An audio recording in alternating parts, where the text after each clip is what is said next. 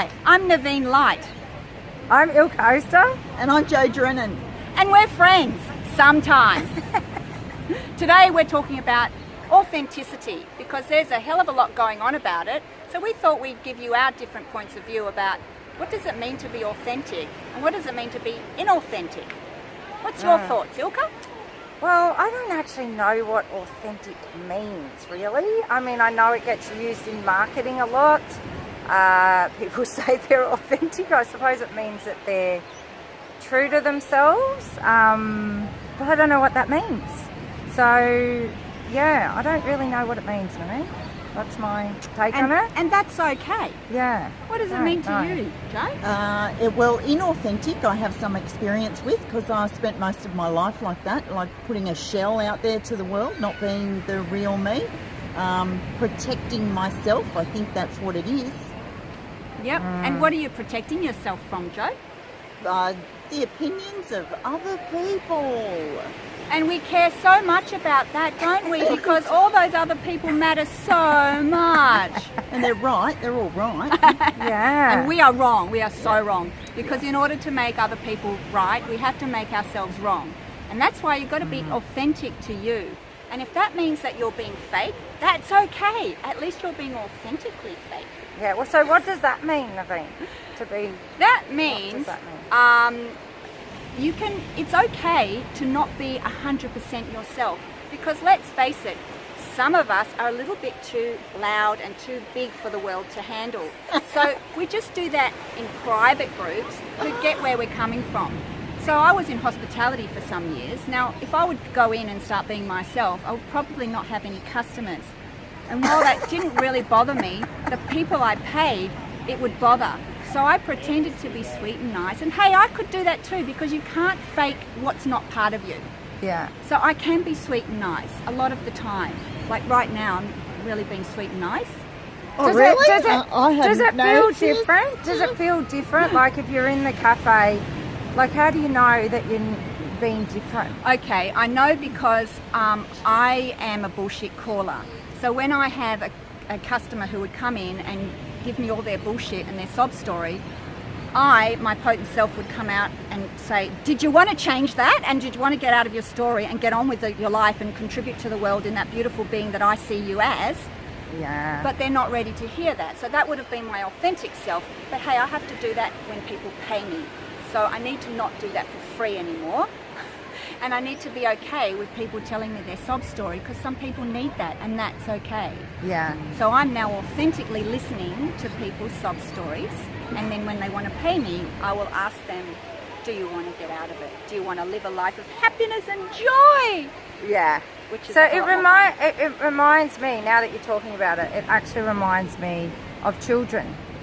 Children are kind of authentically themselves, aren't they? Yes, they are. Because, you know, particularly a 1-year-old or a 2-year-old, they're kind of, that to me is authenticity, I suppose. Yeah, it kind of stops around 2. Yeah. When they learn what you want to hear. Yes. So it's that's it. So most of us are really operating from our conditioned self, aren't we? What we think the world needs to have in order for us to be accepted, I suppose. Like when you're in the cafe. To fit in, Yeah. like what we think people want to hear from us. And that's where a lot of women get into curly bits because they are people pleasers. I've never quite understood that, although I do. I did that. I do authentically I did that. admit that I am a bit of a people pleaser because it's just easier. However, what happens is, I call it curly bits, it screws you up inside.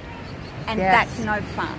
No. So we've got to stop people pleasing because at the end of the day you'll find that they never liked us anyway. It takes a little bit of courage to stop people pleasing because if you're going to be yourself, then you have to wear that. Some people won't accept you. You have to be okay with that. So you have to do the inner work first. Before you're ready to be your authentic self, you have to do a lot of inner work to toughen yourself up, to strengthen yourself. So it's not about toughen up princess. It's to find your inner strength so that when I am myself and you start talking bullshit to me and I go, hey, Jo, are you absolutely sure that you want to continue with that story? Jo might get offended and go, what do you mean, Naveen? Oh, you're so horrible. So I need to say, it's okay, you're not affecting me, you're not triggering me, I'm not a horrible person. And that's the inner work, so that you know that you're speaking from your heart and not from your ego, that you actually truly mean to help this person if they want help. Because if they're telling you their story, you think they want help. Unless, of course, there's a lot of people want you to just be space for them, in which case they need to say that at the beginning of the conversation. Hey, I'm going to talk about stuff and I don't actually want your advice. I just want you to listen and hold space for me. Is that okay? So be clear. It's called deal and deliver. Be clear when you want to share with someone. And also ask them if they will listen to you, because you shouldn't dump on people if they don't want to hear it. Yeah. I like that. That's really great good. advice. And Yeah. that's being authentic. We can, as being a parent, there's many times I've gone into fixer mode as well, until I learned that all I had to do was listen and hold space, and that was the way of fixing. There was no action required. Yeah. I think it's if you go back to kids too, they are they're the divine being inside. You know, they have that as well.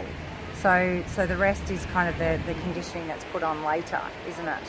So when you say you're seeing somebody as they are, that's very evident in a small child, isn't it? Yes. That spark that they have, that will that they have, the curiosity, the wonder, all of that is a huge part of who they are, and it's for me.